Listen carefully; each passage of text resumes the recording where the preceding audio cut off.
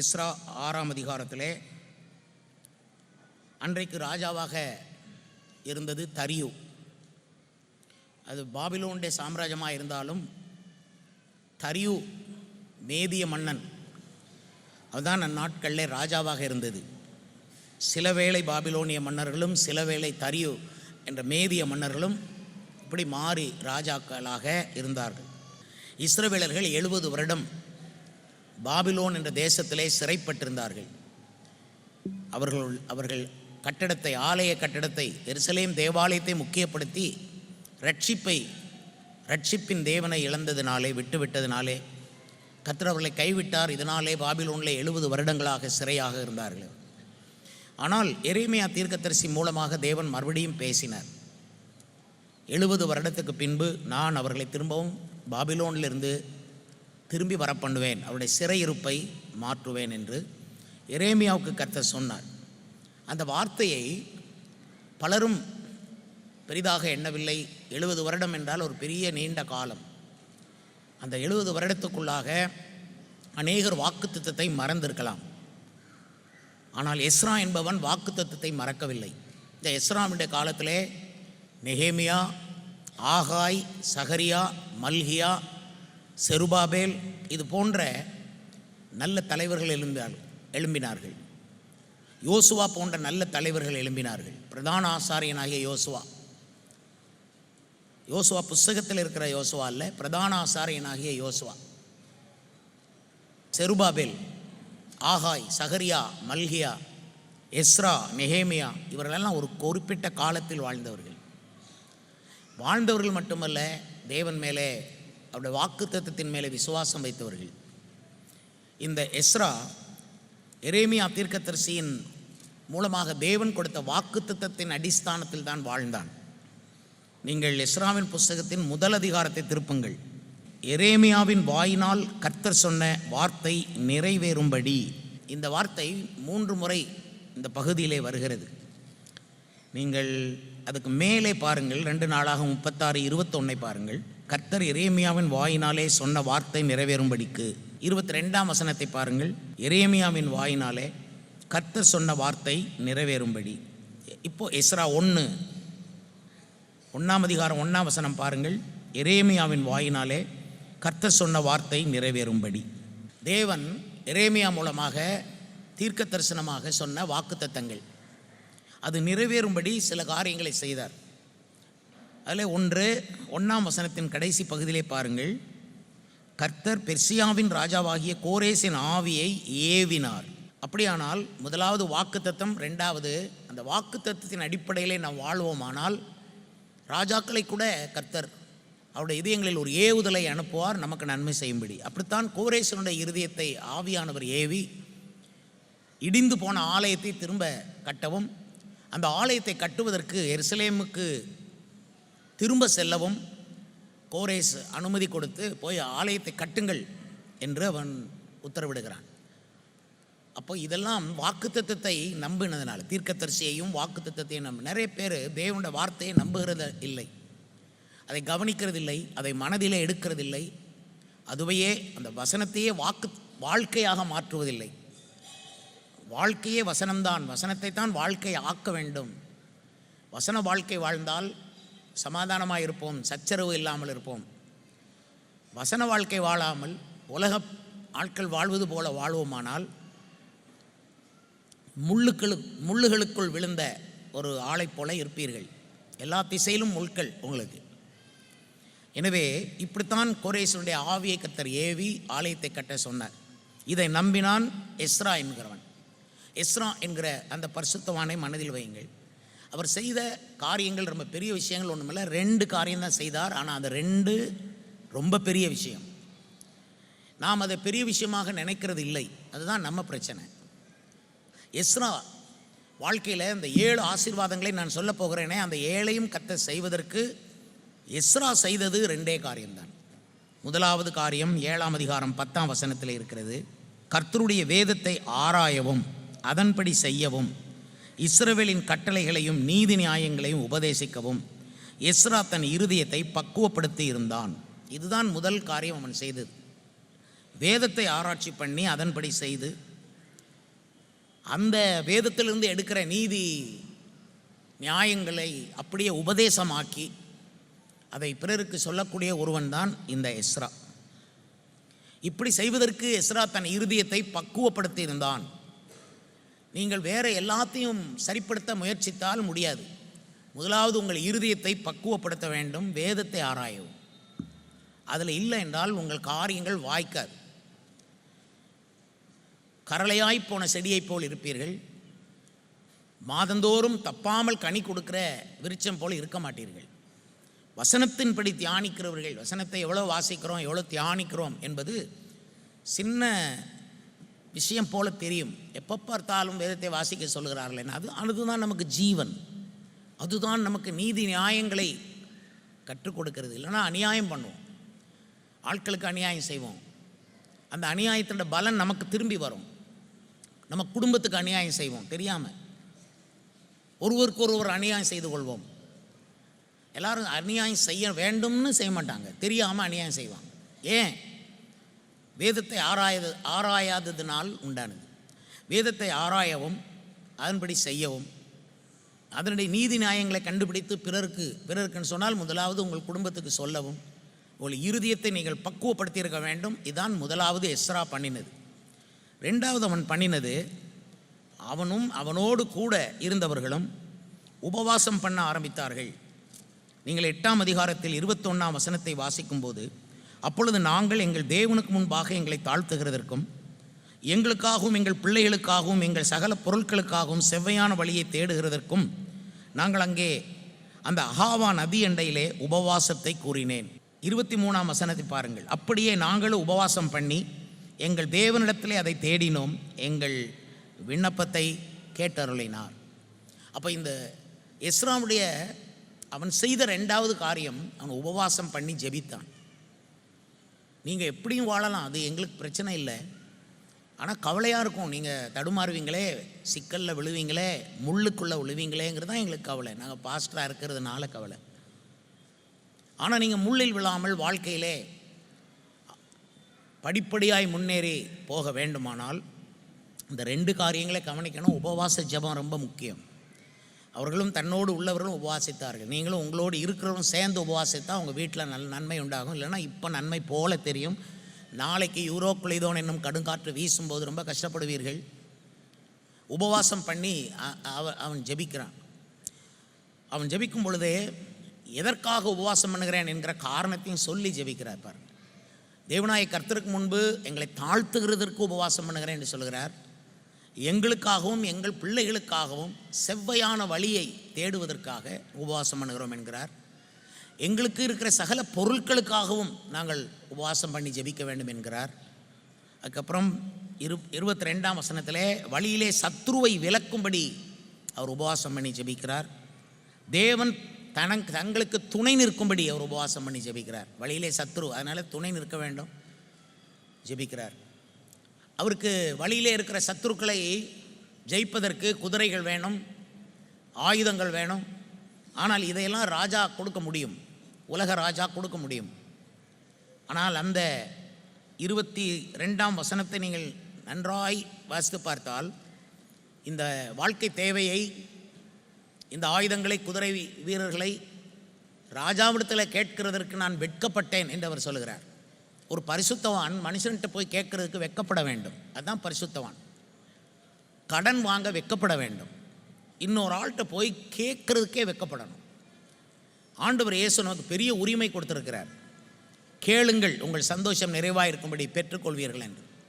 அவர்தான் வாசலை திறந்து வைத்திருக்கிறார். கேட்பதற்கு உரிய ஒருவர் இயேசு மட்டும்தான். என் நாமத்தினாலே நீங்கள் எதை கேட்டாலும் செய்வேன், வேறு எந்த நாமத்தையும் அவர் சொல்லவில்லை. நீங்கள் வேறு எந்த ஆள் பேரில் கேட்டாலும் கிடைக்காது.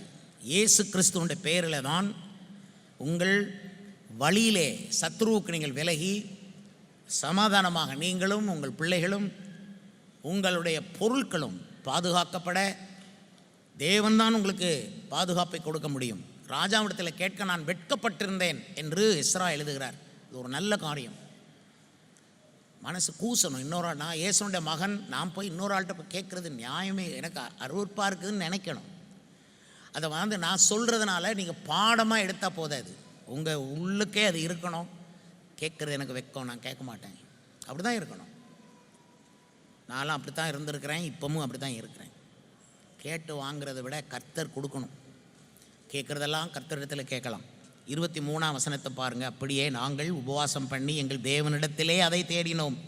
ராஜாவிடத்தில் அதை தேடுறதுக்கு வெட்கப்பட்டோம். எங்களுக்கு வேண்டிய பாதுகாப்புக்கு வேண்டிய விஷயங்களை ராஜாவிடத்தில் நாங்கள் தேடவில்லை. நாங்கள் உபவாசம் பண்ணி எங்கள் தேவனிடத்திலே அதை தேடினோம். அப்போ ஏன் அவர் உபவாசம் பண்ணுகிறார் என்பதை பாருங்கள். தேவனுக்கு முன்பு தன்னை தாழ்த்தும்படி உபவாசம் பண்ணுகிறார். தனக்காகவும் தன் பிள்ளைகளுக்காகவும் செவ்வையான வழியை அவர் தேடுகிறார். பொருட்களுக்காக கூட அவர் உபவாசம் பண்ணுகிறார். உங்கள் வீட்டில் இருக்கிற பொருட்கள் நஷ்டப்படக்கூடாது, பாதுகாக்கப்பட வேண்டும். அந்த பொருட்களுக்கு கூட உங்கள் உபவாசம்தான் பாதுகாப்பை கொடுக்கிறது. உங்கள் வீடு, உங்கள் வயல், விளைச்சல், உங்களுடைய வண்டிகள், உங்களுடைய வாகனங்கள் எல்லாவற்றிற்கும் தேவன் பாதுகாப்பு கொடுக்க விரும்புகிறார். ஆனால் அந்த பாதுகாப்பை அவர் ஒரு மனுஷன் மூலமாக கொடுக்கலாம். ஆனால் நாம் நேரடியாய் தேவனிடத்தில் அதை கேட்க, தேவனிடத்தில் தான் நாங்கள் எல்லாத்தையும் தேடணும். உங்களுக்கு வேண்டிய விஷயங்களை தேவனிடத்தில் தேடுங்கள். ஒரு வீடு வேணுமா, தேவனிடத்தில் அதை தேடும்படி உபவாசம் பண்ணுங்கள். பிள்ளைகளுக்கு திருமண காரியங்கள் பார்க்கணுமா, தேவனிடத்தில் அதை தேடுங்கள். நல்ல வேலை தேடுகிறீர்களா, தேவனிடத்தில் அதை தேடுங்கள். முதலாவது தேவனிடத்தில் தேடுங்கள். அப்புறம் பாருங்கள், அங்கே போரிடங்கள்லாம் கோரேசனுடைய ஆவியை கர்த்தர் ஏவுவார். கோரேஸ் ஒரு பெரிய ராஜா, அவன் லேசில் அடங்காத பெரிய சக்கரவர்த்தி அவர். ஆனால் அவருடைய ஆவியை நம்ம தேவன் ஏவினார். அந்த ராஜாவையே ஏவனா மற்ற எல்லா அதிகாரிகளுடைய மனதை தேவன் ஏவ முடியும். அப்படி நீங்கள் நம்ப வேண்டும். விசுவாசிக்காதவர்கள் எதையும் தேவராஜ்யத்திலே சுதந்திரிக்க மாட்டார்கள். தேவராஜ்யத்திலே வருகிறவர்கள் அழுது புலம்புவதனால் எதுவுமே ஆகிறது இல்லை, விசுவாசிக்கிறதுனால் எல்லாமே ஆகும். கர்த்தருக்கு ஸ்தோத்திரம். தேவன் உங்களுடைய வேதனையை, வருத்தத்தையே நீங்கள் சொல்ல வேண்டும் என்று அவர் எதிர்பார்க்கவில்லை, அதை அவர் அறிந்திருக்கிறார். இப்போ உங்களிடத்தில் அவர் எதிர்பார்க்கிறது நீங்கள் விசுவாசிக்கிற விசுவாசம்தான். எனவே உங்களுக்காக விசுவாசியுங்கள், உங்கள் பிள்ளைகளுக்காக விசுவாசியுங்கள். உங்களுக்கு தெரியுமா, தேவன் உடன்படிக்கை செய்யும் பொழுது உங்களோடு மாத்திரமல்ல, இன்று இந்த இடத்துல இல்லாத உங்கள் பிள்ளைகளோடும் நான் உடன்படிக்கை பண்ணுகிறேன் என்று தான் உடன்படிக்கை பண்ணினார். உபாகமத்தில் அதை நீங்கள் வாசிக்க முடியும். தேவனுடைய வாக்குத்தத்தம் உங்களுக்கு மட்டுமல்ல, உங்கள் பிள்ளைகளுக்கும் தூரத்திலிருந்து கர்த்தர் வரவழைக்கிற யாவருக்கும் உண்டாயிருக்கிறது. அப்படியானால் இன்றைக்கு இங்கே வந்து ஜெபியாத உங்கள் பிள்ளைகளுக்கும் அது உண்டாயிருக்கும். நாளைக்கு அந்த பிள்ளைகள் தங்கள் பிள்ளைகளோடு இங்கு வருவார்கள். கர்த்தருக்கு ஸ்தோத்திரம் உண்டாவதாக. ஆனால் இன்றைக்கு நீங்கள் எஸ்ராவை போல உபவாசம் பண்ணி ஜெபிக்கிறீர்கள் என்று வையுங்கள். இந்த எஸ்ரா உபவாசம் பண்ணி ஜெபித்தான். மனுஷர்கிட்ட கேட்க வெட்கப்பட்டு தேவனிடத்தில் உபவாசம் பண்ணி ஜெபிக்கிறான் பாருங்கள். அதுதான் ரொம்ப நல்ல காரியம். 10ஆம் அதிகாரம் 1ஆம் வசனத்தில் எஸ்ரா இப்படி விண்ணப்பம் பண்ணி அறிக்கையிட்டு அழுது தேவனுடைய ஆலயத்துக்கும் முன்பாக தாழ விழுந்து கிடக்கையில் இஸ்ரவேலில் புருஷரும் ஸ்திரீகளும் பிள்ளைகளுமான மகா பெரிய சபை அவனிடத்தில் வந்து கூடிற்று. ஜனங்கள் மிகவும் அழுதார்கள். ஜனங்களை அழைப்பதற்கு எந்த நோட்டீஸோ வால் போஸ்ட்டோ அங்கே இல்லை. அதற்கு பணம் காசு செலவழிக்கவில்லை. அவர்கள் செலவழித்ததெல்லாம் தங்கள் கண்ணீரை உபவாசம் இருந்து ஜெபம் பண்ணி அவர்கள் ஜெபிக்கிறார்கள். இதில் எல்லாரும் அழுதார்கள் என்று சொல்லியிருக்கிறது. ஆனால் ஜனங்களெல்லாம் அழுததற்கு முகாந்திரமாக இருந்தது, தூண்டுதலாக இருந்தது யார்? எஸ்ராவினுடைய அவன் கண்ணீர் விட்டு அழுததுனால தான் எல்லாரும் அழுதார்கள். அவன் அழுதது மட்டுமல்ல, தேவ சன்னிதானத்தில் விழுந்து கிடந்தான். தாழ்த்துகிறது அப்படித்தான். நீங்கள் ரொம்ப பிரச்சனையிலே சிக்கியிருந்தால் நீங்கள் ஒரு நாள் லீவ் போட்டு சபையில் வந்து விழுந்து கிடங்க. 3 நாள் லீவ் போட்டு, 3 நாள் என்றால் அது பெர்மிஷன் கேட்கணும் பாஸ்டர்கிட்ட. கேட்டு தேவ சமூகத்திலே விழுந்து கிடக்கணும். கர்த்தர் வந்து தூக்குற வரைக்கும் கிடப்பேன்னு கிடக்கணும். நிறைய சவால்கள் உங்களுக்கு இருக்கும். சந்திச்சிருவேன்னு போகாதீங்க, நொறுங்கிடுவீங்க. சவாலை சந்திக்கலாம் ஒன்றும் முடியாது. விழுந்து கிடந்தா கர்த்தர் சவாலை நொறுக்கி தள்ளிடுவார். சவால் நமக்கு கர்த்தர் பார்க்காத சவாலா? அவர் ஜெயிப்பார். அவர் ஜெயிச்சா தான் அவருக்கு நீங்கள் மகிமையும் கொடுப்பீங்க. நீங்கள் ஜெயிச்சா பெருமை தான் வரும். கர்த்தர் ஜெயிக்கணும், உங்கள் வாழ்வில் கர்த்தர் ஜெயிக்கணும், அவருக்கு மகிமை நான் கொடுக்கும்படிக்கு அவர் தான் சில இதை செய்யணும். அப்போ எஸ்ரா அழுது விண்ணப்பம் பண்ணி பாவங்களை அறிக்கை செய்து பாருங்க, எஸ்ரா இப்படி விண்ணப்பம் பண்ணினான், அறிக்கையிட்டான், அழுதான், கர்த்தருடைய ஆலயத்துக்கு முன்பாக விழுந்து கிடந்தான். வேற எங்கேயும் போய் விழலை, பெரிய முதலாளி வீட்டில் போய் விழுந்து கிடக்கலை, கர்த்தருடைய ஆலயத்துக்கு முன்பாக விழுந்தான். ஆலயம்னா அதுதான் தேவனுக்கு முன்பாக தாழ்த்துறது. அப்போ தான் உங்களுக்கு பாதுகாப்பு, உங்கள் பிள்ளைகளுக்கு பாதுகாப்பு, உங்கள் பொருட்களுக்கு பாதுகாப்பு, வழியிலே வரக்கூடிய இடைஞ்சல்களுக்கு அங்கே பாதுகாப்பு. நீங்கள் வழியெல்லாம் தாண்டி கடந்து நீங்கள் போக சேர வேண்டிய இடத்துல சேருவீங்க. இதுதான் எஸ்தருடைய 2 காரியங்கள். ஒன்று, அவன் வேதத்தை ஆராயவும் அதிலிருந்து கண்டுபிடிக்கிற நீதி நியாயங்களை எடுத்து பிறருக்கு உபதேசிக்கவும் தன் இருதயத்தை பக்குவப்படுத்தியிருந்தான். 2வது, உபவாசம் இருந்து ஜெபிக்க அறிந்திருந்தான். தேவனுடைய சமூகத்திலே விழுந்து கிடக்கிறான். வேத புஸ்தகத்தோடு தேவ சன்னிதானத்தில் விழுந்து கிடக்கிறவனை ஜெயிக்க யாராலும் முடியாது. முயற்சி பண்ணால் பண்ணி பாருங்கள், அப்படி ஒரு ஆளை நீங்கள் ஜெயிக்க முடியாது. ஒருத்தன் ஜெபிக்கிறான்னா பயப்படணும், ஒருத்தன் தேவ சமூகத்தில் வந்து விழுந்து கிடக்கிறான்னா அவனுக்கு நீங்கள் பயப்படணும். தேவனுடைய சபையில் விழுந்து கிடக்கிறான் அப்படின்னு சொன்னால் அவன் தான் ஜெயிப்பான். தேவ சபையை புறக்கணிக்கிறவர்கள் உண்மையிலே கஷ்டம்தான். கட்டாயம் பாதுகாப்பு இடம் நமக்கு வேணும். ஏன்னா பெரிய வெள்ளம், உங்களுக்கு பேழை வேணும். வெளியில் வெள்ளம், உங்களுக்கு பேழை, நோவா குடும்பத்தாருக்கு பேழை மாதிரி நீங்கள் பேழைக்குள்ளே இருக்கணும். எனவே இந்த 2 காரியங்களை எஸ்ரா கவனமாய் செய்தான்.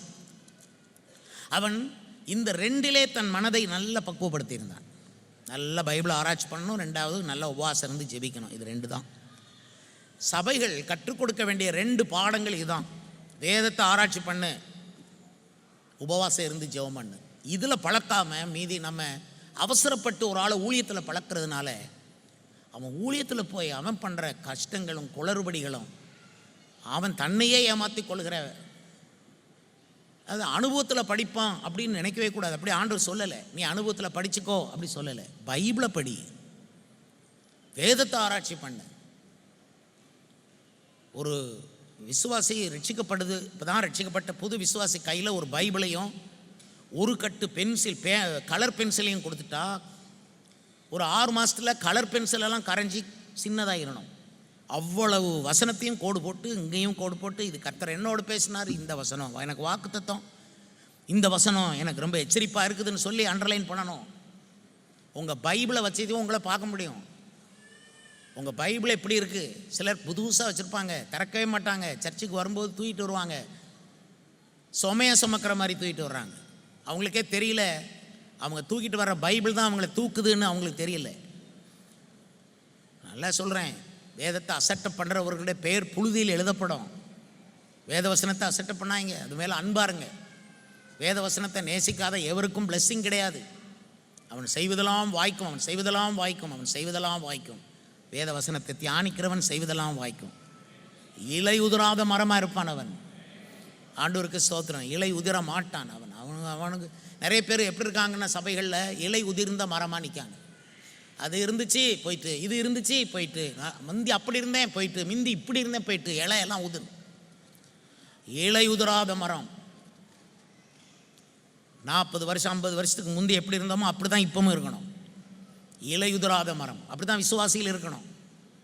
உங்கள் இலைகளை உதிர செய்கிறதுக்கு நிறைய பேர் எழும்புவாங்க, நிறைய சூழ்நிலைமைகள் எழும்பும். அதை பற்றியெல்லாம் நீங்கள் கவலைப்பட்டு இருந்தால் முடியாது.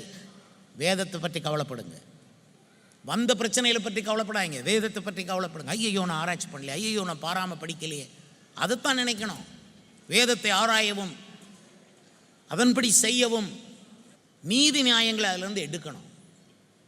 நிறைய பேர் கஷ்டப்படுறது ஏன் தெரியுமா? அவங்க அநியாயம் பண்ணுறது. அநியாயக்காரர்கள் இப்படி அநியாயம் பண்ணி பண்ணி பண்ணி என்ன ஆகும்? அநியாயக்காரர்கள் தேவனுடைய ராஜ்யத்தை சுதந்திரிப்பது இல்லைன்னு பைபிள் சொல்லுது, திட்டமாக சொல்லுது. அப்புறம் எப்படி அநியாயம்? நான் அப்படி ஒன்றும் செய்யலையே, அநியாயம் செய்யலையே.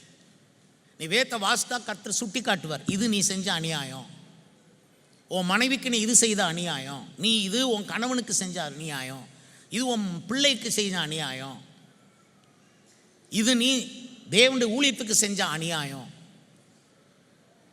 இது நீ எனக்கே அநியாயம் பண்ணிட்ட. கர்த்தர் சொல்லி காட்டுவார். கர்த்தர் காட்டாமல் நாங்கள் காட்டினா எங்களுக்கு வேறு பேர் தான் வரும். எப்போ பார்த்தாலும் இவங்க நம்மளை இப்படியே சொல்கிறாங்களேன்னு தான் நீங்கள் நினைப்பீங்க. கர்த்தர் காட்டினா உங்களுக்கே சந்தோஷமாக இருக்கும். கர்த்தர் காட்டணும். ஆனால் கர்த்தர் நீங்கள் வாசிக்கும்போது காட்டுவார், நீங்கள் இந்த மாதிரி பிரசங்கம் கேட்கும்போதும் காட்டுவார். ஆண்டவருக்கு ஸ்தோத்திரம். பக்குவப்படுத்துங்க, இதயத்தை பக்குவப்படுத்துங்க. அங்கே தான் இருக்குது. எனக்கு பைபிள் வாசிக்க நேரம் இல்லை அதெல்லாம் சொல்லாங்க. இதயம் தான் முக்கியம். நேரம் தன்னால் வரும். பாஸ்டர் பைபிள்லாம் விளங்கலை அதெல்லாம் சொல்லாதீங்க. இதயத்தை பக்குவப்படுத்துங்க, விளங்கும். ஆனால் ஒன்று நான் நினைக்கிறேன், கர்த்தர் உங்களுக்கு இருக்கிற சில வழிகளெல்லாம் அடைக்கணும். அப்போ தான் உண்மை வழிக்கு வருவீங்க. இந்த பக்கம் ஒரு உண்மையான வழி இருக்குது, அதான் தெய்வம் இயேசு விரும்புகிற வழி. அதில் போனால் இடரல் இல்லை, அதில் போனால் வெளிச்சத்தில் வாழலாம், அதில் போனால் பெரிய உயர்ந்த நிலை, கடைசியில் பரலோகம் தெரியுது. ஆனால் நமக்கு இந்த வழி அவ்வளோ முக்கியமாக தெரியாத காரணம் இன்னும் நிறைய வழிகள் இருக்குது. இந்த வழியில் நமக்கு நிறையா வாய்ப்புகள் இருக்குது, இந்த வழியில் பணம் வருது, இந்த வழியில் நமக்கு நிறைய பேர் நம்மளை ஊக்கப்படுத்துகிறாங்க, சந்தோஷப்படுத்துகிறாங்க. இதெல்லாம் பார்க்கும்போது நமக்கு இது போதும்னு தெரியும். அதனால தான் நான் சொல்கிறேன், கர்த்தாவே கிருபை கொண்டு இந்த வழிகளில் கொஞ்சத்தை அடைங்க. அப்போ தான் நாங்கள் எல்லோரும் சேர்ந்து உண்மை வழிக்கு வருவோம். என்னையும் சேர்த்தே சொல்கிறேன். நாங்கள் எந்தெந்த ஆட்களை நம்பினோமோ அந்த வழியெல்லாம் நீர் அடைக்கணும். அதுதான் கர்த்தர். நீங்கள் நம்பின ஆட்களை ஆண்டவர் அப்படியே அந்த பாதையை அடைச்சே போடுவார். இந்த இடத்துலேருந்து ஒத்தாசை வரும்னு நினைப்பீங்க, அடைச்சிருவார் பாதையை. அடைச்சா ஆண்டவர் மேலே வருத்தப்பட தேவையில்லை, ஏன்னா அவர் வச்சிருக்கிறார் உங்களுக்கு ஏற்கனவே. எனவே இதயத்தை பக்குவப்படுத்துங்க. இந்த விஷயத்தில் வேறு மற்றவங்க முன்மாதிரியாக இருப்பாங்கன்னு நினைக்காங்க. முழங்காலில் நின்று பைபிள் வாசிக்கிறவங்கள நீங்கள் தேடுனா நிறையா இருக்க மாட்டாங்க. அத்தனை அவசரம் அவங்களுக்கு, அவங்க வாழணும், துடிப்பாங்க. போய் வாழுங்க, பார்த்துக்கிடுவோம். இதை விட்டுட்டு நீ போய் வாழ முடியாதுன்னு நான் சாட்சி சொல்கிறேன். இன்றைய செய்தி மூலமாய் சாட்சி சொல்கிறேன். வேதத்தை நேசிக்கிறவர்களுக்கு மிகுந்த சமாதானம் உண்டு, அவர்களுக்கு இடரல் இல்லை. நிறைய பேர் அடிக்கடி நிறைய விஷயங்களை இடருவாங்க. அதனால நான் நினைச்சேன், இப்படி பண்ணிட்டார் அவர், ஐயோ அந்த ஆள் இப்படி பேசுகிற, ஐயோ. நாங்கள்லாம் நீ என்னத்தை சொன்னாலும் இடற மாட்டோம். காரணம் இந்தா இருக்குது, கர்த்தருக்கு ஸ்தோத்திரம். எதை பார்த்தாலும் இடற மாட்டோம். நல்ல மனுஷனாச்சே, அவர் ஏன் ஆக்சிடெண்ட்டில் செத்து போனார், அது நல்ல மனுஷனாச்சே, அவருக்கே இந்த வியாதி வந்தது. இப்படி கேள்வி கேட்டு இடறி நீ கர்த்தரை விட்டு விலகுகிறது என்ன? கொஞ்சம் கொஞ்சமாக பின்னால் போகிறதுக்கு ஆண்டவர் உன்னை ரட்சித்தார். எனவே இடரல்கள் உனக்கு ஏன் வருதுன்னா நீ இங்கே கான்சன்ட்ரேட் பண்ணலை. நீ வேதத்தை மறந்தாய், நான் உன் பிள்ளைகளை மறந்தேன். நீ வேதத்தை மறந்தாய். கர்த்தர் சொல்கிறார் பாருங்க. அவர் ஏன் அப்படி சொல்லணும்? இல்லை அவர் வேற கர்த்தரா?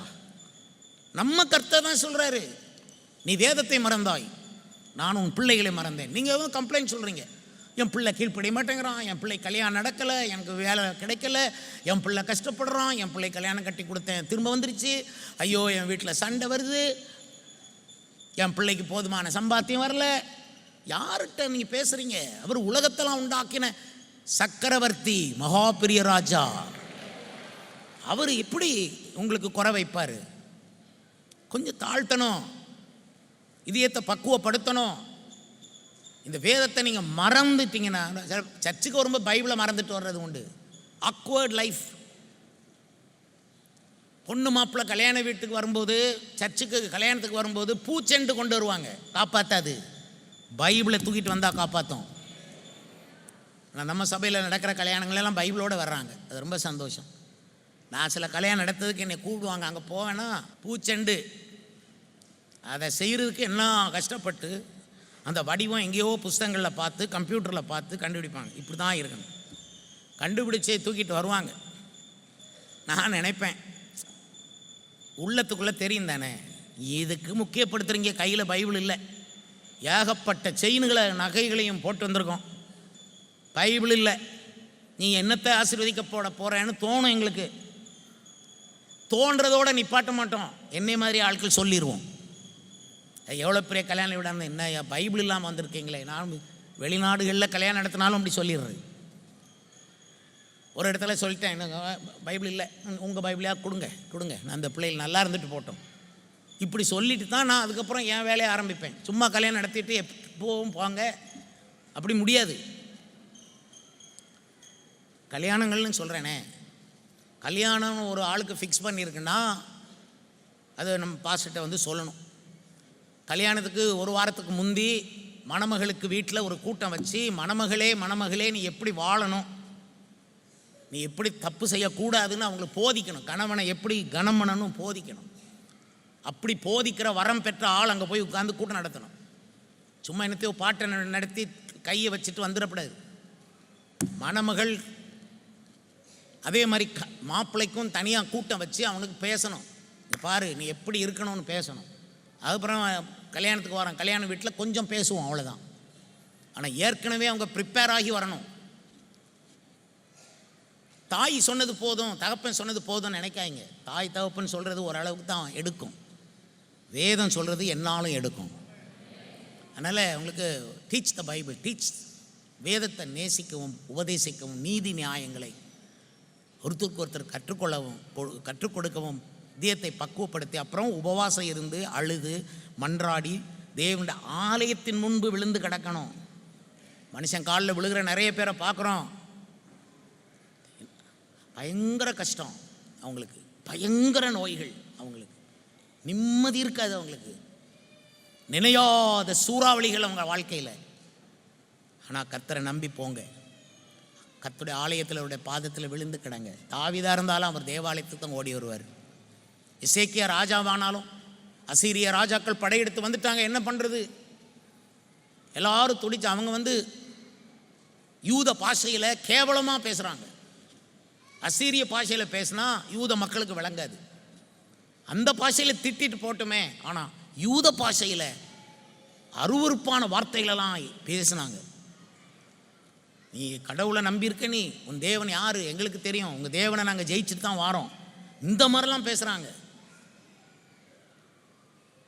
நம்ம கர்த்தர் பார்க்க தெரியல, அவ்வளோதான். கர்த்தர் ஆவியாக இருக்கிறார். அவரை தொழுது கொள்கிற எவரும் ஆவியோடு உண்மையோடும் தொழுது கொள்ள வேண்டும். அவரை நம்புகிறவர்கள் தரிசித்து நடக்காமல் விசுவாசித்து நடக்கணும் சொல்லி. அதனால தான் சாதாரண குடிசை மாதிரி இருக்கிற இந்த பில்டிங்கில் வந்து உட்காந்துருக்குறோம். இல்லைனா வேறு மாதிரி நம்ம ஜெபம் பண்ணியிருப்போம். என்னென்ன ஜெபம் பண்ணியிருப்போமோ அதெல்லாம் அவர் தந்திருப்பார். நம்ம அந்த ஜெபமே பண்ணலை. அவர் எங்கள் இதயத்தில் இருந்தால் போதும்னு நினைக்கிறோம். எங்களுக்கு சும்மா மழை எங்கள் மேலே படாமல் வெயில் படாமல் ஒரு கூடாரம் இருந்தால் போதும்னு கேட்டிருக்கோம். கொடுத்துருக்கிறாரு. தேவைக்கு கேட்போம். ஆண்டவருக்கு ஸ்தோத்திரம். ஏன்னா இயேசுவானவர் வரும்போது அப்படி விட்டு போத்தன போகிறோம் என்று நான் நினைக்கிறேன். விட்டுட்டு போகிறதா இருந்தாலும் அது வரைக்கும் நாளைக்கு இயேசு வந்தாலும் இன்றைக்கும் கட்டிக்கிட்டே தான் இருக்கணும். நான் ஒரு கட்டட பிரியர், எனக்கு கட்டணும்னு ரொம்ப ஆசை. ரொம்ப கட்டுறதுக்குன்னு ஐடியாலாம் வரும். நான் இன்ஜினியர் கிடையாது. ஆனால் நிறைய வீடு இப்படி இருந்தால் பரவாயில்ல, அப்படி இருந்தால் நல்லாயிருக்கும், சர்ச்சு. ஆனால் அந்த கட்டட கலையை ஆண்டவர் ஆலயம் கட்டுறது தான் எனக்கு போச்சு கொடுத்தார். ஆண்டவர் ஸ்தோத்திரம். நண்பர்களே, உங்கள் இருதயத்தை பக்குவப்படுத்துங்க வேத வசனத்துக்கும் உபவாசத்துக்கும். அப்பொழுது நீங்கள் ஜெயிப்பீர்கள். உங்களுக்கு இடரல் இல்லை. கர்த்தர் உங்கள் பிள்ளைகளை மறக்க மாட்டார்.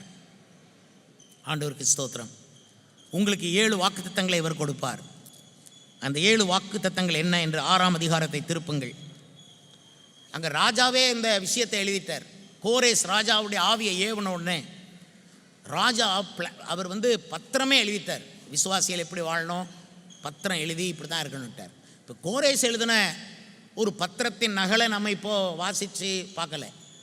கோரேசெல்லாம் சிருஷ்டித்து கோரேசை அனுப்பி அவன் பேர் சொல்லி அவனை ஆசீர்வதித்து அனுப்பின பரலோகத்தின் தேவன், அல்லேலூயா, அந்த பரலோகத்தின் தேவன் நமக்கு எழுதி வைத்த பத்திரம். இன்றைக்கு உங்களுக்கு இந்த பத்திரம் அக்டோபரில் நிறைவேறும். முதலாவது 3ஆம் வசனத்தின் கடைசி பகுதியிலே அதன் அஸ்திபாரங்கள் பலமாய் இருப்பதாக. இது முதலாவது வாக்குத்தத்தம். உங்கள் அஸ்திபாரங்களை கர்த்தர் பலமாய் வைக்க வேண்டும் என்று. நிறைய பேர் அஸ்திபாரம் பலவீனமாக இருக்கிறதுனால ஆடி அசைஞ்சி நாணலை போல் ஆகி இடிஞ்சு விழுந்து. நான் இன்றைக்கி என்ன ஜெபம் பண்ணுகிறேன், உங்கள் வாழ்க்கையில் ஸ்ட்ராங் அஸ்திபாரம் இருக்கணும், நிற்கணும். அது புயல் அடிக்கும், வரும் போகும். இன்றைக்கி கஷ்டம் வரும், இப்போ இன்றைக்கி சந்தோஷம் வரும், போயிடும். வர்ற சந்தோஷத்துக்காக கும்பிட்டுலாம் விழமாட்டோம். இன்றைக்கி சந்தோஷம் வரும், அதுக்காக சந்தோஷம் அல்லேலூயா அதெல்லாம் கிடையாது. நார்மலாக போய்கிட்டே இருப்போம். சந்தோஷத்தை கண்டாலும் ஒரே மாதிரி தான், துக்கத்தை கண்டாலும் ஒரே மாதிரி தான். நிறைய பேர் சந்தோஷத்தை கண்டா ஆமாங்க, துக்கத்தை கண்டா செத்தே போயிடுவாங்க. அப்படி வேண்டாம். எதுக்கு அதெல்லாம் வரும்? அஸ்திபாரம் ஸ்ட்ராங்காக இருக்குது, பலமாக இருக்குது. விசுவாசி பலமாக இருக்கணும், உடம்புலையும் ஸ்ட்ராங்காக நீங்கள் இருக்கணும். ஆனால் எலும்புகள் தான் உங்களுக்கு அஸ்திபாரம். எலும்பு நல்ல கால்சியம் நிறைய சேரணும் உங்கள் உடம்புல. நிறைய முட்டைக்கோஸை சேர்க்கணும், காலிஃப்ளவர் சேர்க்கணும், எலும்பு எடுத்து சூப் போட்டு சாப்பிடணும். இதையும் தான் சேர்த்து சொல்கிறேன், நான் பாஸ்டராக இருக்கிறதுனால. நிறைய பேர் இதெல்லாம் பிரசங்கத்தெல்லாம் ஹை ஸ்டாண்டர்ட் பிரசங்கெல்லாம் கேட்பாங்க, சர்ச்சுக்கு வரும்போது நடக்க முடியலை, முழங்கால் போட முடியல. ஹை ஸ்டாண்டர்ட் பிரசங்கம் கேட்ட என்ன பிரயோஜனம்? எனக்கு முன்பாக உட்கார்ந்துருக்கிற நீங்கள் முழங்கால் போடுன்னா ஒரு நொடியில் நேட்டு முழங்கால் போடணும். எலும்பு ஸ்ட்ராங்காக இருக்கணும். உடம்புக்கு அஸ்திபாரம் போல் இருக்கிறது எலும்பு. கர்த்தர் எலும்பில் பலன் கொடுக்கணும். சில பேர் அஸ்திபாரம் பலவீனமாக இருக்குது, ஆனால் தசைகள் மட்டும் கிழக்கிலும் மேற்கிலும் தெற்கிலும் வடக்கிலும் இடங்கொண்டு பெருகி நடக்க முடியாமல் தவுக்குனா நான் ரொம்ப வருத்தப்படுவேன். நான் அவங்கள கண்டா அழுகையாக வருவேன். ஏன்னா அவங்களுக்கு எவ்வளவு அபாயங்கள் இருக்குது, எவ்வளவு கஷ்டப்படுவாங்க. குனிய முடியாது, நிமிர முடியாது, படியேற முடியாது. இன்றைக்கி நான் இதை பேசுகிறேன்னு சொன்னால் இது அத்தனையும் என் மனசில் இருக்கிற ஜபங்கள். இந்த ஜபந்தான் பண்ணுறேன்னு அர்த்தம். நான் பிரசங்கம் பண்ணுறது என் ஜபம். யாராவது அனாவசியமாக நீங்கள் உடல் பெருத்து எலும்பு பலவீனப்பட்டு வாழக்கூடாது. முட்டு போடுறதுக்கு மட்டும் பலன் இல்லைன்னு ஒரு காலம் சொல்லாத வரம் வேண்டும் தேவனே. கர்த்தருக்கு ஸ்தோத்திரம். நான் எங்கேயும் உட்காருவேன், எந்த சிங்காசனத்தில் கூட உட்காருவேன். ஆனால் பரலோக தேவன் முன்பாக வரும்போது நான் முட்டில் நிற்கணுமா, அப்படியே இறங்கி முட்டில் நிற்பேன். 10 நிமிஷம், 20 நிமிஷம், 30 நிமிஷம், அரை மணி நேரம், 1 மணி நேரம் முழங்காலில் நிற்கிறவன் பாக்கியவான். அதனால் சாதிங்க. முழங்கால் யுத்தம் தான் நம்ம யுத்தம். முழங்கால் யுத்தம் தான் நம்ம இவ்வளோ காலம் செய்கிறோம், இனிமேலும் செய்வோம். இனிமேல் புதுசாக எதையும் செய்ய மாட்டோம், முழங்காலில் தான் யுத்தம் பண்ணுவோம். பலம். அல்லேலூயா.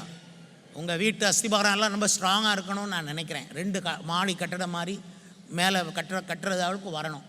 இப்போமே சின்ன அஸ்திபாரத்தை 2 செங்கலை யாரோ ஒரு கொத்தனார், ஊர் பேர் தெரியாத ஒரு கொத்தனார் அந்த பக்கம் கூப்பிட்டு கட்டுங்கன்னா அவர் சின்னதாக கட்டிட்டு அவர் பாட்டுக்கு போயிடுவார்.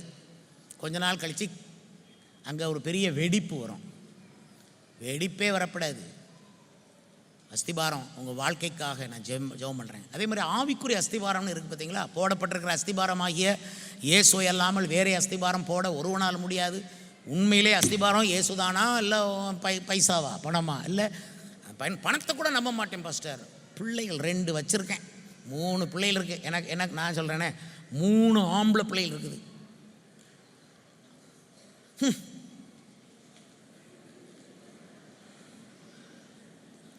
அந்த மாதிரி ஆட்கள் அவங்களுக்கு பொண்ணு வீட்டாரை நடத்துகிற முறையை பார்க்கணும்.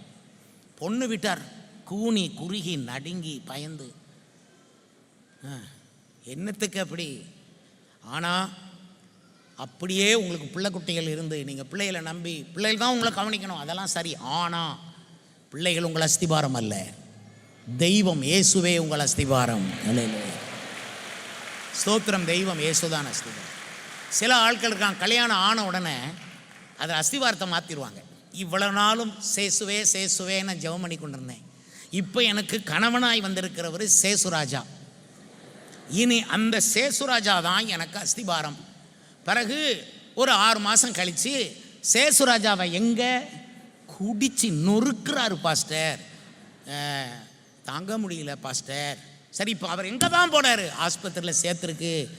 நீங்கள் வந்து ஜெபம் பண்ணுங்க பாஸ்டர். ஐயோ, நான் வந்து ஜெபம் பண்ணுவேன், ஆனால் நீ அப்படி வாழக்கூடாதே. நாங்கள் வந்து ஜெபம் பண்ணாட்டாலும் யாரையாவது அனுப்பியாவது ஜெபம் பண்ணுவோம், ஆனால் அது தப்பாச்சே, அது நல்லதா? நீ ஜெயிச்சு வந்து எங்களுக்கு நல்ல செய்தி சொல்லி, நீ ஜெயிச்சு வந்து எங்களுக்கு வெற்றி செய்தி சொல்லி, நீ நன்றாக சம்பாத்தியத்தில் ஜெயிச்சு வந்து தசமபாகத்தை கொடுத்து கர்த்தரை மகிமைப்படுத்த உன் முகத்தில் சந்தோஷம், அதை நாங்கள் பார்க்கணும். நீ கடன் வாங்குறது, பள்ளத்தில் விழுகிறது எங்களுக்கு சந்தோஷம் இல்லை. அஸ்திபாரம் சரியாக இருந்தால் கடன் வாங்க மாட்டோம். அஸ்திபாரம் சரியாக இருந்தால் இன்னொரு ஆள் மேலே பழி சொல்ல மாட்டோம், குற்றம் சொல்ல. அவன் என் வாழ்க்கையை கெடுத்துட்டான், இவன் என் வாழ்க்கையை கெடுத்துட்டான் சொல்ல மாட்டோம். அஸ்திபாரம் சரியாக இருக்குது. எவரும் உங்கள் வாழ்க்கையை கெடுக்க முடியாது. உங்கள் வாழ்க்கையை நீங்கள் நினச்சா கெடுக்க முடியும், வேறு எவரும் கெடுக்க முடியாது. உங்கள் முன்னேற்றத்தை தடுக்கிறதுக்கு இன்னொருத்தன் பிறக்கலை.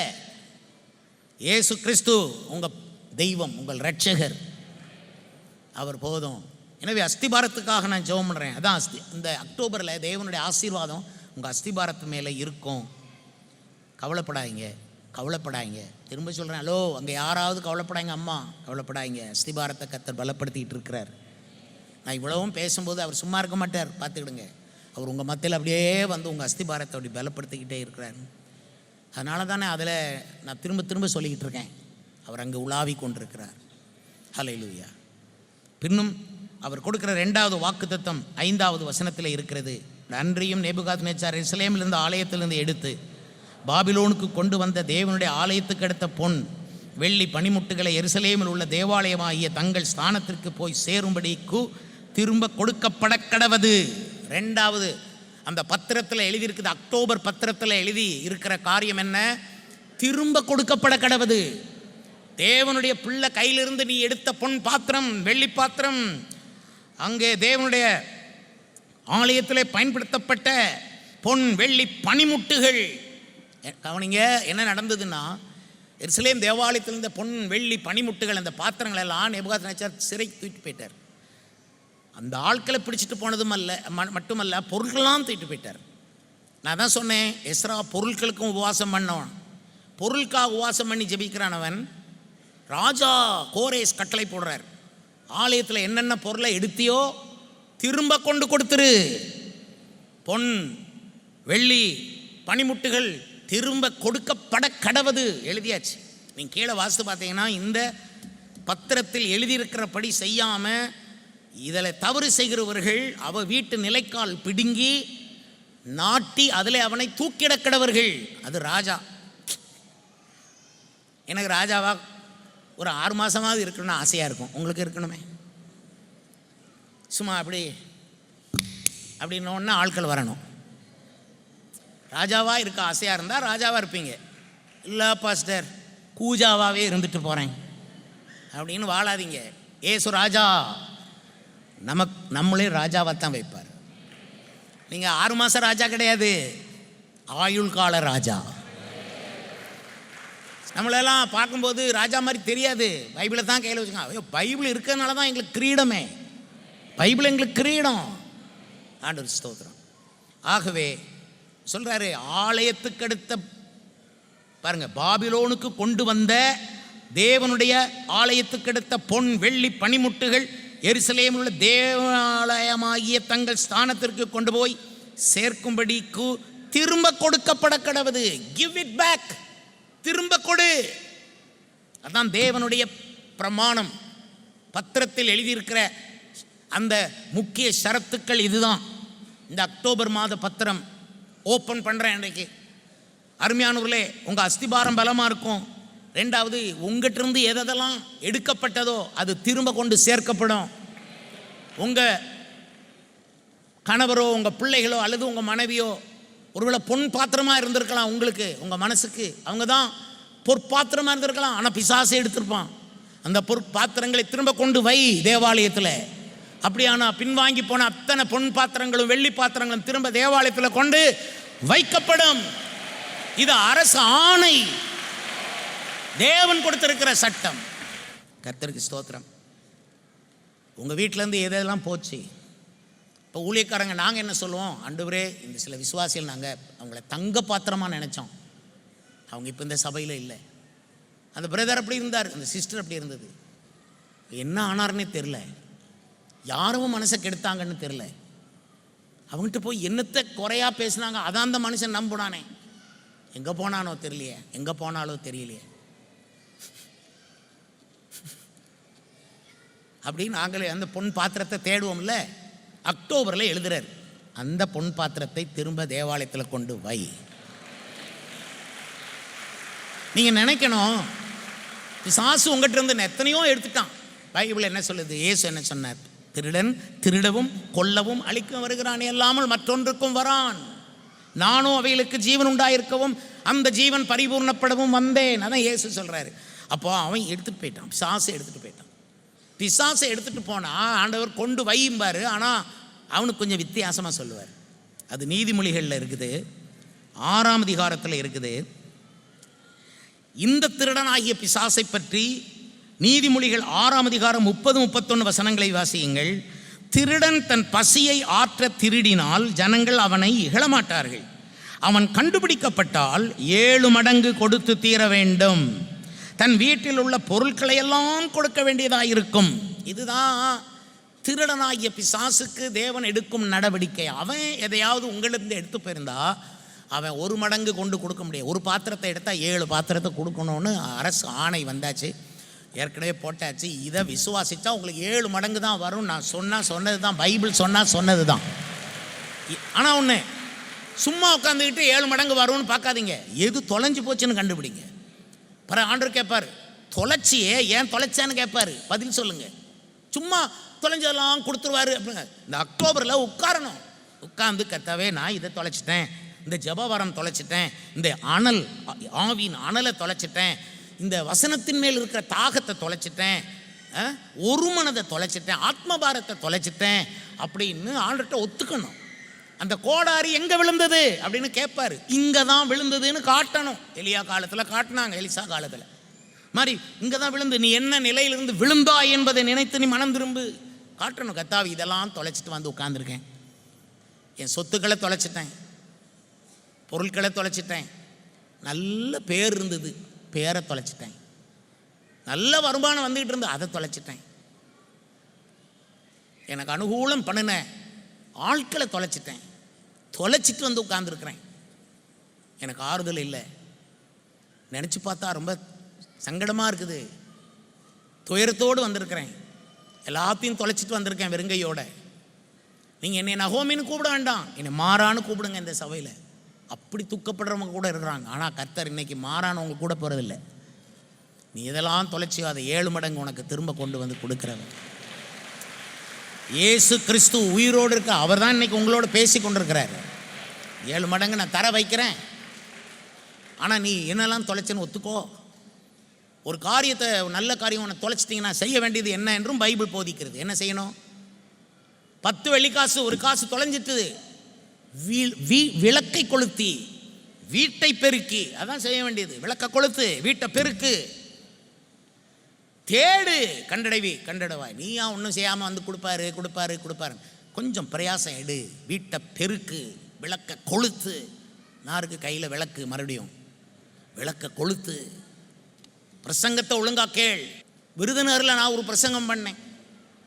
அப்போ அவர் விருதுநகரில் காலேஜில் படிச்சுக்கிட்டு இருந்த ஒரு மாணவன். அவர் என் பிரசங்கத்தை கேட்டு மறக்கலை. அந்த பிரசங்கம் இன்னைக்கு வரைக்கும் இருக்குது. அதனால் அவர் ஒரு பெரிய ஆஃபீஸர். அவர் அங்கங்கே வேலைக்கு போவார். ஆனால் மதுரையில் வந்து செட்டில் ஆகிட்டார். மதுரையில் இருந்து டாக்ஸி பிடிச்சி துதியின் கோட்டைக்கு வருவார். பிறகுதான் யோசித்தாங்க, டாக்ஸி பிடிச்சி போகிறத விட நம்ம ஒரு சொந்த கார் வாங்கிடுவோம், அப்போ தான் சபைக்கு போக முடியும்னு சொந்த கார் வாங்கிட்டாங்க. சொந்த கார் வாங்கணுன்னா வீட்டுக்கு நான் போகிறேன். இப்போ 17 வருடத்துக்கு முன்பு நீங்கள் விருதுநகரில் பண்ண பிரசங்கம் என் மனசில் இருக்கு. அன்று கர்த்தனோடு பேசினார். அதுலேருந்து உங்கள் பிரசங்கத்தை கேட்க நான் விரும்புறதுனால தான் நான் சபைக்கு வாரேன். மதுரையிலேருந்து வாரேன், ஜெபம் பண்ணிட்டு வந்தேன். இந்த வீடு இன்னும் கொஞ்சம் நல்லா ஆகணுமேன்ட்டு வந்தேன். வெளியே வரும்போது நிற்கும்போது அதுக்கப்புறம் வீடை அழகாக்கி உள்ளெல்லாம் அலங்காரமாக்கி, பின்ன அவங்களுக்கு ஒரு மகள், ஒரே மகள், ஜெபம் பண்ணிட்டு வந்தாச்சு. அந்த மகள் அவங்க அங்கேருந்து சபைக்கு வருவாங்க. அந்த ஒரே மகளுக்காக ஜெபம் பண்ணியாச்சு. ஜெபம் பண்ணால் அந்த மகளுக்கு ஒரு நல்ல, அது படிச்சுக்கிட்டு இருந்தது அப்போ. பிறகு பேங்க்கில் உடனே வேலை கிடச்சிது. பிறகு அந்த பக்கம் ஒரு ஆஸ்பத்திரி இருக்குது, செல்லம்மாள் ஆஸ்பத்திரின்னு, அதுக்குள்ளே இருக்கிற பேங்க், அதில் வேலை பார்க்குது. ஆண்டவருக்கு ஸ்தோத்திரம். அதுக்கப்புறம் பேங்க் மாறி இன்னொரு இடத்துல. பிறகு ஜெபம் பண்ண சொன்னாங்க, ஜெபம் பண்ண கல்யாணம் ஆச்சு. பிறகு கல்யாணம் ஆனால் மட்டும் போதுமா? அப்புறம் எங்கள் ரோட்லையா குடியிருப்பாங்க, சேர்த்து ஜெபம் பண்ணணும். கல்யாணம் ஆறவங்க அத்தனை பேருக்கும் நல்ல வீடு இருக்கணும்னு சொல்லி, நல்ல பெரிய வீடாக இருக்கணும். ஜெபம் பண்ணியாச்சு. ஜெபம் பண்ண உடனே கோடிக்கணக்கான ரூபாய்க்கு ஒரு புது வீட்டை வாங்கினாங்க. அவங்க வாங்கி அங்கேயும் பிரதிஷ்டை நம்ம சபையில் இருந்து. ஒரு மனுஷன், ஒரு விசுவாசி கர்த்தரை நம்பினா வசனத்தின் மேலே அந்த விளக்க வெளிச்சத்தை கொளுத்தி பார்த்தா அவன் நல்லா தான் இருப்பான், நல்லா தான் இருப்பான். நீ எந்த ஊருக்கு போனாலும் நல்லா இருப்பீங்க. ஆண்டவருக்கு ஸ்தோத்திரம். இந்தி ஒரு நாள் இந்த பொட்டல் இந்த பக்கம் இருக்குது, சின்ன ஊர் பொட்டலோ படப்புக்குறிச்சி, அது பக்கத்தில் ஒரு பிரதர் வருவார், செல்வராஜ்னு. இன்னொரு பிரதரையும் கூப்பிட்டு வந்தார். அவர் பேர் பால சுப்பிரமணியம். அவரை பாலாம்போம். அவரையும் கூட்டிகிட்டு வந்தார். அப்போது நான் ஒரு நாள் அவங்க காலேஜுக்கு வாரேன் சொல்லிவிட்டு அவங்க ஹாஸ்டலுக்கு போயிருந்தேன். கவர்மெண்ட் ஹாஸ்பிட்டலில் நர்ஸு பையங்க படிக்கிற இடத்துக்கு போயிருந்தேன். ஒரு சின்ன ரூமில் நான் அந்த செல்வராஜ், பாலா இவங்கெல்லாம் கூடி நான் அவங்களுக்காக ஜெபம் பண்ணேன். கர்த்தருக்கு ஸ்தோத்திரம். ஜெபம் பண்ணிவிட்டு வந்துட்டேன். அப்புறம் அவர் அங்கே கிளாஸ் எல்லாம் முடிஞ்சு அவர் பயிற்சிக்கு போய் பயிற்சியும் முடிஞ்சு பிறகு இங்கிலாண்டில் போய் அவர் அங்கே வேலை செய்யுது. நான் இங்கிலாண்டுக்கு போகும்போது அங்கே அவர் இருக்கிறார். இங்கே வந்து வேலை பார்க்குறேன் பாஸ்டர் சொல்லி, அதுக்கப்புறம் பக்கத்தில் ஒரு ஊரில் அங்கே ஒரு கட்டிடத்தை வாடகைக்கு எடுத்து அங்கே ஒரு சபையை தொடங்கி நான் போய் எங்கே எனக்கு நீங்கள் வந்து தொடங்கி வச்சு ஜெபம் பண்ணி அவர் அங்கே ஒரு சபையை வச்சிருக்கார். பாலா எப்படி இருக்கார்? பாலா நல்லா வர்றாரு சபைக்கு. பாலாவை பற்றி என்ன, அவர் அங்கே பாஸ்டர் புது வீடு வாங்கியிருக்கேன் வந்து ஜெபம் பண்ண வாங்க. பிறகு அங்கே போய் வீட்டை பார்த்தா இங்கே இருந்து அந்த சர்ச்சு கடைசி வரைக்கும் அப்படியே வீடு போகுது, அடுத்த தெரு வரைக்கும். பிரதர், இது எந்த இடத்துல போய் முடியும்? அகலமாக இல்லை, இப்படி இருக்க வீடு, ஆனால் நீளமாக இருக்குது. அதில் மாடியெல்லாம் அங்கே உள்ள வீடுகள் இஷ்டத்துக்கு கட்ட முடியாதுல்ல. எனவே இதெல்லாம் ஏன் சொல்கிறேன்னா சந்தோஷத்தில் சொல்கிறேன். போன வாரத்தில் கீழநத்தம் போயிருந்தேன். கீழநத்தத்தில் நம்ம பிரதர் அங்கேருந்து வரார். ஆனால் ரொம்ப தாழ்மையான மனுஷன். ஆனால் அங்கே போகிறேன், போயிட்டு பிரதர் எப்படி இருக்கீங்க எல்லாரையும் பார்த்தேன். அந்த வீட்டில் உள்ளவங்க இந்த வீட்டில் உள்ள எல்லாம் வந்தாச்சு. அப்போ அந்த ஒரு அம்மா அங்கே இருக்குது, வயசான அம்மா. இன்னைக்கு இங்கே இருப்பாங்க, சர்ச்சில் உட்காந்துருப்பாங்க. அந்த அம்மா சொல்லுது, 6 வருஷத்துக்கு முந்தி நீங்கள் எங்கே வந்தீங்க, நாங்கள்லாம் அப்போ இந்துக்களாக இருந்தோம், நீங்கள் வந்தீங்க ஒரு ஜெபம் பண்ணீங்க, நாங்கள் எல்லாரும் மாறிட்டோம். நான் என்ன பண்ண முடியும்?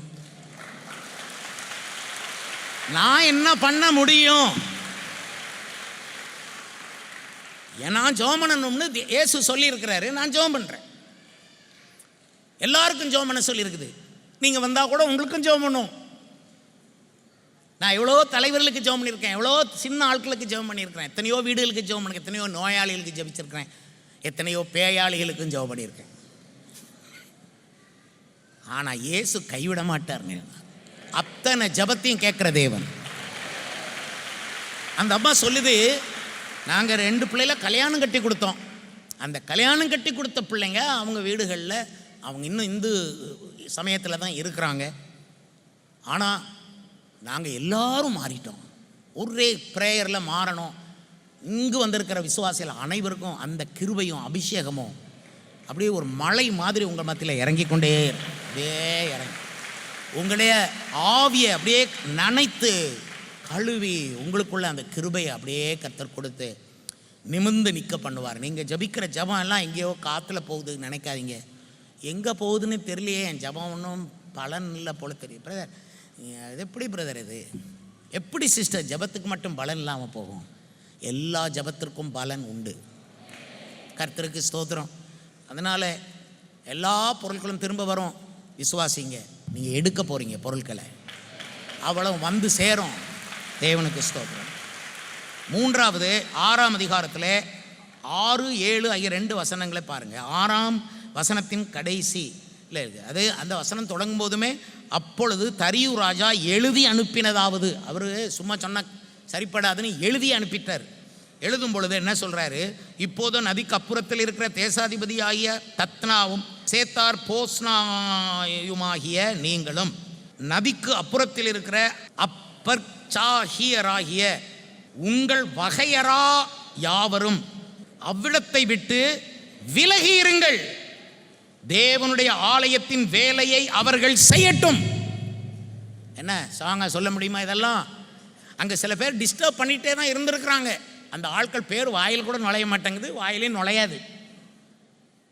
ஆனால் நல்லா கர்த்தரால் படுத்தப்படுகிற மக்கள் பேர் நம்ம வாயில் நல்லா வரும். ஏன்னா அவங்க பேரை கர்த்தர் பெருமைப்படுத்தி இருப்பார். இந்த சில பேர்களை எனக்கே நுழைய மாட்டேங்குது. அற்பக் சாகி, சபையிலையும் அற்பக் சாகி இருப்பாங்க. ஹலோ, அற்பக் சாகி விலகீரு, அவர்கள் தேவனுடைய வேலையை செய்யட்டும். நான் சபையில் இருக்கிறாங்கன்னு நான் சொல்கிறதுன்னு அது பெரிய காரியம் இல்லை. ஆனால் தேவனுடைய வேலைக்கு அதை தடுத்துக்கிட்டு இருக்காங்க. அதை தடைய ஜபிக்க ஒரு ஆள் போகும்போது போகக்கூடாது, ஜபிச்செல்லாம் முடியாது, ஜபிக்க பாண்டான் தடுக்கிறவங்க. தேவனுடைய ஆலயத்தில் கொடுக்கப்படுகிற வேலை சுவிசேஷ வேலையாக இருக்கலாம், அது போதிக்கிற வேலையாக இருக்கலாம், எந்த வேலையும் டிஸ்டர்ப் பண்ணுகிற எவரையும் கர்த்தர் இப்படி ராஜாவை விட்டு சொல்ல வைப்பார். அந்த தேவ ஜனங்கள், அந்த துதியின் கோட்டை மக்களை விட்டு நீ விலகிரு, நீ அவங்கள டிஸ்டர்ப் பண்ணாத என்று சொல்லுவார். அதே மாதிரி உங்கள் வீட்டுக்கு யாராவது தொந்தரவு பண்ணாலும் விலகிரும்பார். சத்தம் போட்டு சொல்லுவார், நீ விலகிரு, அவன் தேவனுடைய வேலையை செய்யட்டும், நீ விலகிரு, அவன் ஜெபம் பண்ணட்டும், நீ விலகிரு, அவன் கர்த்தருடைய பைபிளை படிக்கட்டும், அவன் விலகிரு, அவன் ஊழியத்தை செய்யட்டும், நீ விலகிரு, அவன் தான் பிள்ளைய கர்த்தருக்கென்று வளர்க்கட்டும். பிசாசே விலகிரு, என் வழியில் நான் முன்னேற முடியாமல், நான் நல்ல வேலையில் போகாமல், நான் நல்லா படித்து ஃபஸ்ட் கிளாஸில் பாஸ் ஆகாமல் என்னைய தடை செய்கிற தச்சா பச்சாவாக இருந்தாலும் சரி, எந்த அச்சா பச்சாவாக இருந்தாலும் சரி, இயேசுவின் நாமத்தினால் நீ விலகிரு. நாங்கள் தேவனுடைய வேலையை செய்ய வேண்டும், தேவனுடைய ஆலயத்தின் வேலையை செய்ய வேண்டும். நான் ரொம்ப கவலைப்பட்டேன். ஐயோ மழை வரும்னு சொல்கிறாங்களே, மக்கள் கஷ்டப்படுவாங்களே, இப்படி யோசித்து பேசிகிட்டு இருக்கேன். அங்கே அவர் சொல்கிறாரு, நாங்கள் மழை பெய்யும் என்பதை வாபஸ் வாங்குகிறோம். எல்லாரும் வாபஸ் வாங்கிடுவாங்க பாருங்க. இது பெரிய விஷயம் இல்லை. இது அவங்க கரெக்டாக அதை கணிச்சு சொல்கிறாங்க. வரும்னு சொன்னதும் உண்மை. ஆனால் தேவன் ஒரு கீழ்காற்றை அனுப்பி மேகத்தை அந்த வழியாக கொண்டு போயிட்டார்னா நான் என்ன செய்ய முடியும்? அங்கே விவசாயிகள்லாம் மதுரை மேலூரில் மழை வேண்டி பிரார்த்தனை பண்ணுங்கள்ல சொல்லிட்டு நிற்பாங்க. நான் போய் மழை வேண்டி பிரார்த்தனை பண்ணுவேன். எப்போ பண்ணுவேன்? 4 நாள் கூட்டத்தின் கடைசி நிமிஷத்தில் தான் பண்ணுவேன். அது வரைக்கும் இப்படி நிற்பேன், மழையே வேண்டான்னு. எனக்கு கீழே ஒரு பிரதர் உதவி ஊழியம் படிக்கிற ஒரு பையன் இருந்தார். அவர் நம்ம மூலமாக ரட்சிக்கப்பட்டவர். இப்போ நாகப்பட்டினத்து பாஸ்டர் பிரெஸ்பீட்டர். அந்த பையன் சொன்னேன், கூட்டம் நடத்துகிற உன் ஊரில் எப்படி நடத்துகிற பார்ப்போம். அவன் டேட் கேட்டான். நல்லா மழை கொட்டுற தேதியாக பார்த்து கொடுத்துட்டேன்.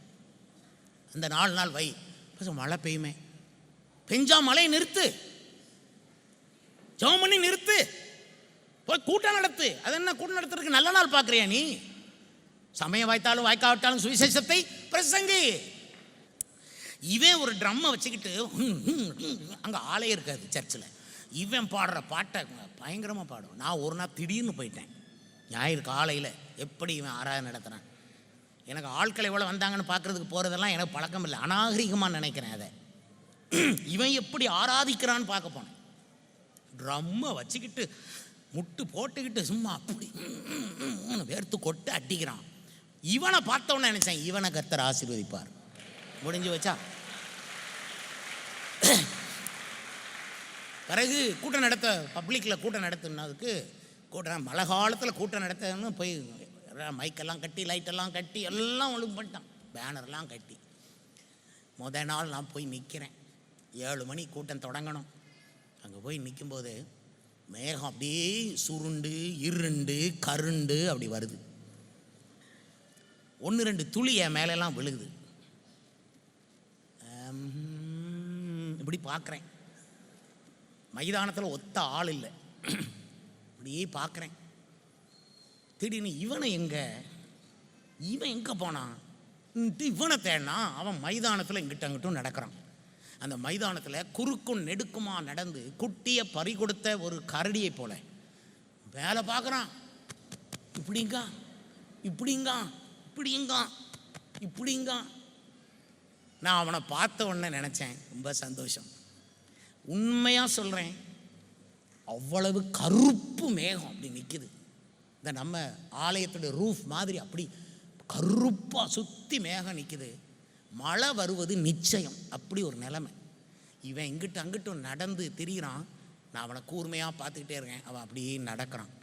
அப்படி நடக்கும்போது அவன் எந்த திசையை பார்த்து நடந்தானோ, கொஞ்சம் நேரம் ஜெபித்த பிறகு எந்த திசையை பார்த்து நடந்தானோ அந்த திசையில் வானத்தில் வெள்ளி கலரில் ஒரு கோடு விழுது. அந்த கோடு அப்படியே வந்து இங்கே மேடை வரைக்கும் அந்த கோடு வந்து அந்த கோடு அந்த மேகத்தை அப்படியே பிரித்து இப்படியே கொண்டு போய்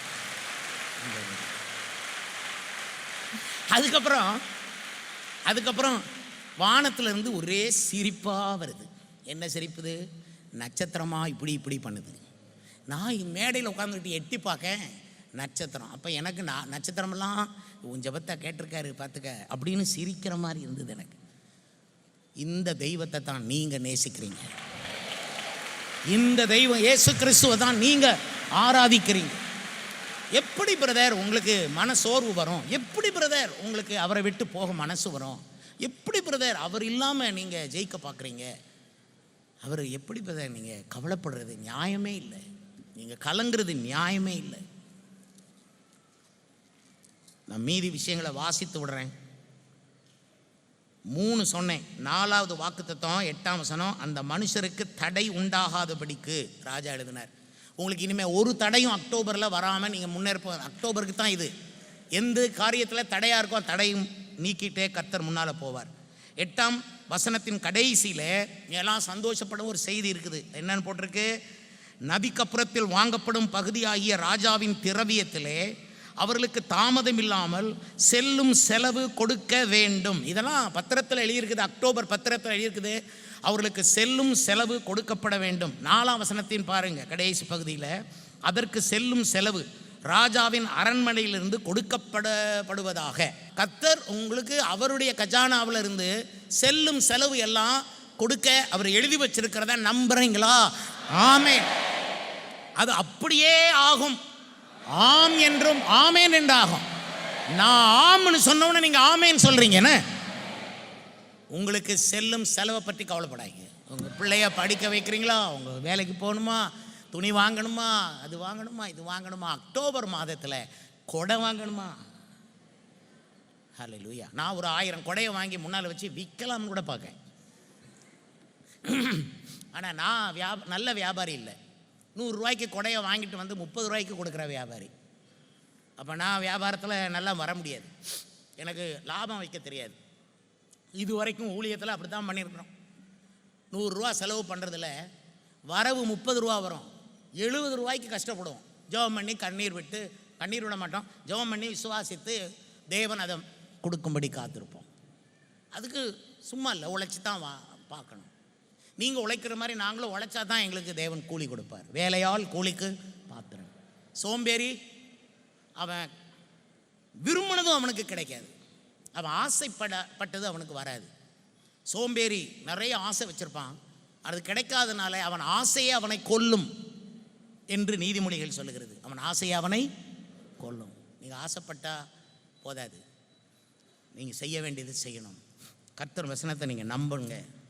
சொல்கிறாரு, எல்லா செலவும் நான் பார்த்துக்கிறேன். ராஜா கஜானாவிலேருந்து கொடுக்கணும். ஆலயம் கட்டுறதுக்கு நீங்கள் ஊழியம் செய்கிறதுக்கு வேண்டிய காசெல்லாம் தர்றாராம். அதனால் உங்கள் வீட்டில் சீக்கிரமாக ஒரு ஜெபக்கூட்டத்தை ரெடி பண்ணுங்கள்.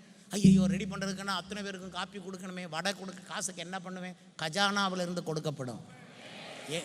என்கிட்ட வந்து சாட்சி சொல்லுவாங்க, பாஸ்டர் எப்படி வந்து தெரில, இந்தாங்க காணிக்க. ஆசீர்வாதமாக இருக்கும், எனக்கே சந்தோஷம். இந்த காணிக்க பெருசு எனக்கு அது சந்தோஷத்தை விட அவங்களுக்கு தேவன் தேவையை தந்து கொண்டு கொடுக்கக்கூடிய அளவுக்கு அவங்க இருக்காங்களே, ஒரு பெரிய சந்தோஷம்.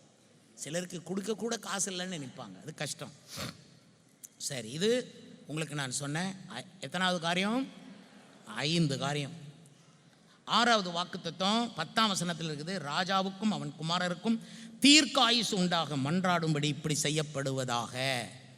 அதனால் தீர்க்க ஆயுசு இந்த மாதம் அக்டோபர் மாதத்தினுடைய ஆசீர்வாதம் தீர்க்க ஆயுசு. இது 6வது காரியம். 7வது ஆசீர்வாதம் 21, 22 வசனங்களிலே, அப்படியே சிறையிருப்பிலிருந்து திரும்பி வந்த இஸ்ரவேல் புத்திரரும் இஸ்ரவேலின் தேவனாகிய கர்த்தரை நாடும்படி பூலோக ஜாதிகளின் அசுத்தத்தை விட்டு விலகி அவர்கள் அண்டையிலே சேர்ந்த அனைவரும் அதை புசித்து புளிப்பில்லா அப்ப பண்டிகையை 7 நாளாக சந்தோஷத்துடனே ஆசரித்தார்கள். கர்த்தர் அவர்களை மகிழ்ச்சியாக்கி அவர்கள் கைகளை இஸ்ரவேலின் தேவன் என்னும் தேவனுடைய ஆலயத்தின் வேலையை பலப்படுத்தத்தக்கதாய் அசீரிய ராஜாவுடைய இருதயத்தை அவர்கள் பட்சத்தில் சார்ந்திருக்க பண்ணினார். 7வது வாக்குத்தத்தம் என்ன? 7 நாள் சந்தோஷம் இருக்கும். இந்த வருடத்தில், இந்த மாதத்தில் எல்லா நாளும் சந்தோஷம். ஆனால் 7 நாள் ரொம்ப கொண்டாட்டமான சந்தோஷம் இருக்கும். எல்லா வீடுகளுக்குள்ளும் ஒரு கொண்டாட்டம். எத்தனை பேர் அதை வரவேற்கிறீங்க? எனக்கு 7 நாளுங்க. இன்றைக்கி தொடங்கிட்டீங்கன்னு வைங்க, திங்கக்கிழமை தொடங்கிட்டீங்கன்னா ஞாயிற்றுக்கிழமை வரைக்கும் ஒரே கொண்டாட்டமாக தான் இருக்கும், ஒரே சந்தோஷம். உங்கள் வீட்டுக்கு விருந்து ஆட்கள் வந்துக்கிட்டு இருப்பாங்க. விருந்தாட்கள் வர்றது ஒரு சந்தோஷம். ஏன்னா அவங்களுக்கு இயேசு பற்றி சொல்லலாம், சத்தியத்தை சொல்லலாம், உபசரிக்கலாம். உபசரித்தா ஒரு ஆசீர்வாதம், சுவிசேஷம் சொன்னால் ஒரு ஆசீர்வாதம். எனவே பார்த்தா மொத்தத்தில் கர்த்தர் உங்களை மகிழ்ச்சி ஆக்குவார். இந்த பாருங்கள், இந்த ரோட்டில் போகிற ஒருத்தனும் உங்களை மகிழ்ச்சி ஆக்க வேண்டாம். இந்த நாடு உங்களை மகிழ்ச்சி ஆக்கணும்னு எதிர்பார்க்க வேண்டாம். கர்த்தர் மகிழ்ச்சி ஆக்குவார். இந்த உலகம் நம்மளை அழத்தான் வைக்கும். நாடுகளும் சரி, தேசங்களும் சரி, எதுவாக இருந்தாலும் நம்மளை கொண்டு சிக்க வைக்கிறதுக்கும் நம்மளை சங்கடப்படுத்துறதுக்கும் அதில் அவங்களுக்கு ஒரு சந்தோஷமா. உத்தம விசுவாசிகளை கஷ்டப்படுத்தினா அவங்களுக்கு ஒரு சந்தோஷமா. ஆனால் எங்களுக்கு கர்த்தர் உயிரோடு இருக்கிறார் தெரியுமா, அவரே எங்களை சந்தோஷப்படுத்துவார். அல்லேலூயா. சந்தோஷப்படுத்தினார்னா 7 நாள் கொண்டாட்டமாக தான் இருக்கும். வீடுகளில் விருந்து வேணும், விருந்தெல்லாம் வைப்பீங்க. அப்படியே உங்கள் வீடு விருந்து எல்லாம் நடக்கிறதுக்கு வாய்ப்பே இல்லையப்பா சார். எல்லா பிள்ளைகளும் கல்யாணம் கட்டி கொடுத்து ரொம்ப நாள் ஆச்சே ஒன்றும் பண்ணாங்க. பிள்ளைகள் எல்லாரையும் கூப்பிட்டுங்க, ஒரு விருந்து வைங்க. அப்படி இல்லாட்ட வீட்டில் ஒருத்தர் இருக்கார்ல குண்டா, உங்கள் கணவர் நல்ல பெரிய இலையை வாங்குங்க, இவ்வளோ நீள இலையை வாங்கி வெட்டி கூட்டை அங்கே வைங்க. அவர் 8 ஏணி வச்சு தான் போய் அந்த கூட்டை எடுத்துகிட்டு வரணும். அவ்வளோ பெரிய இலையில் கண்ட குழம்புகளை வச்சு வைங்க. ஒரே குழம்புல ஒப்பேத்தாதீங்க, 2-3 குழம்பு வைங்க. இந்த பக்கம் அந்த பக்கம். கூட்டை பொறுத்தளவில் 4 கூட்டு செஞ்சால் போதும். 4 கூட்டு செஞ்சால் அது 6ஆக மாறும். நான் ஜெபம் பண்ணுறேன் உங்களுக்கு. 4 கூட்டு செய்யுங்க. பிறகு இந்த 2 கூட்டில் இருந்து கொஞ்சம் எடுங்க, அதை ஒரு பாத்திரத்தில் போட்டு கிண்டுங்க. இது அடுத்த கூட்டு. இந்த 2 கூட்டில் இருந்து கொஞ்சம் எடுத்து இன்னொரு பாத்திரத்தில் போட்டு கிண்டுங்க. இது அடுத்த கூட்டு. ஆக மொத்தம் ஏற்கனவே இருக்கிறது 4, கிண்டுனது 2, ஆக மொத்தம் 6.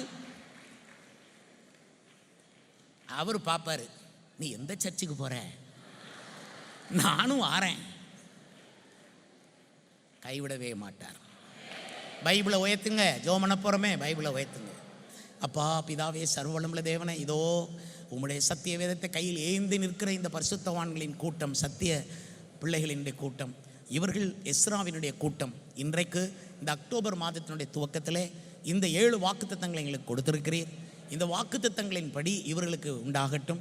இவர்கள் வீட்டிலேருந்து எடுக்கப்பட்ட பொருட்களோ இவர் வீட்டிலேருந்து தொலைந்தவர்களோ மறுபடியும் வந்து சேரட்டும். அப்பா பிதாவே, இவர்கள் அஸ்திபாரம் பலமாக இருக்கட்டும். இவர்களுடைய தீர்க்காயுசுக்காக நான் ஜெபிக்கிறேன். இவர்களுக்கு எந்த தடையும் இராதபடிக்கு ஜெபிக்கிறேன். அவர்களை விட்டு விலகிரு என்று சொல்லி சிலருக்கு நீர் விலக்கி போட போகிறீர். அதற்காக உம்மை நாங்கள் ஸ்தோத்திரிக்கிறோம். இந்த வசனங்களின்படி இந்த பிள்ளைகளை நீரே மகிழ்ச்சியாக்கப் போகிறீர். 7 நாள் கொண்டாட போகிறார்கள் கர்த்தாவே. இது அக்டோபர் மாதம் கொண்டாட்டத்தின் மாதம் என்று நாங்கள் அறிக்கை பண்ணுகிறோம். பிள்ளைகளை ஆசீர்வதித்து அனுப்பும். ஜெய கிறிஸ்துவர்களுக்கு முன் செல்வாராக. இயேசு கிறிஸ்துவின் விலையேற பெற்ற நாமத்தில் இந்த ஜபங்கள் எல்லாம் ஏறெடுத்து ஆண்டவரே அந்த பத்திரத்துக்கு உடைய இரத்த கையெழுத்தை இட்டிருக்கிறீர் என்று விசுவாசிக்கிறோம். இயேசுவின் நாமத்தில் ஜெபிக்கிறோம் நல்ல பிதாவே, ஆமென்.